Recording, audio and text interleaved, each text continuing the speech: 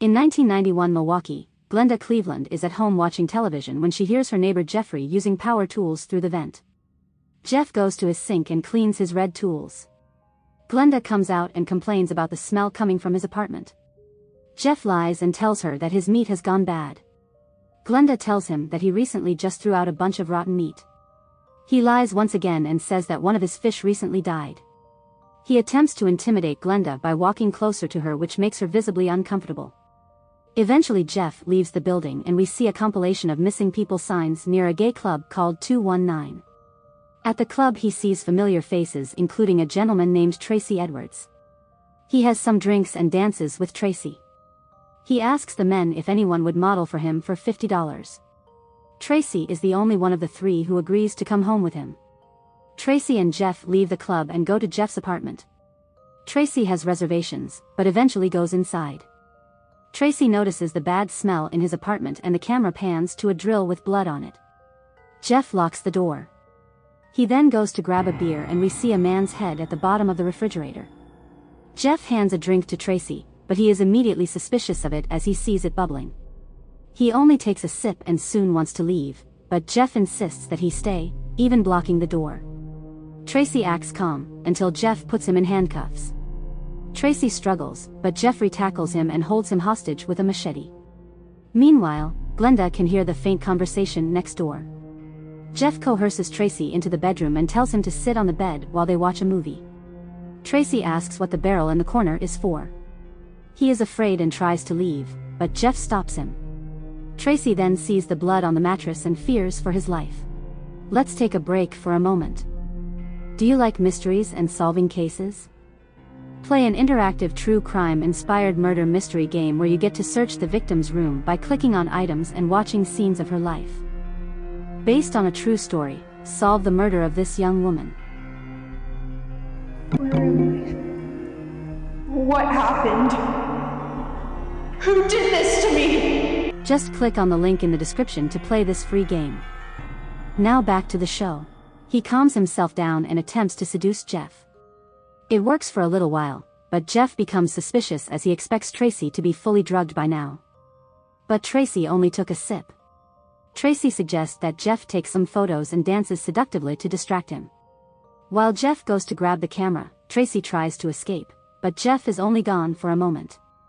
Jeff takes a couple of photos, but then tells Tracy that they need to go back in the room to watch the movie. Tracy is terrified and Jeff listens to Tracy's heart telling him that he will soon eat it. Tracy is able to bludgeon Jeff's head with a lamp and once again attempts to escape.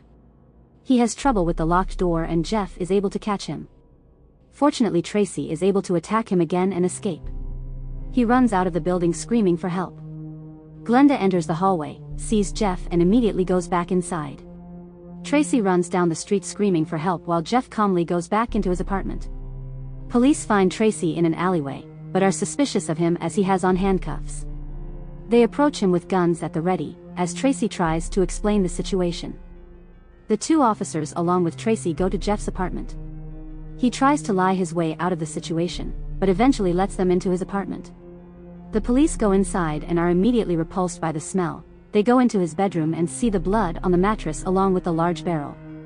Jeff offers to get the key from the drawer, but the officer insists on doing it.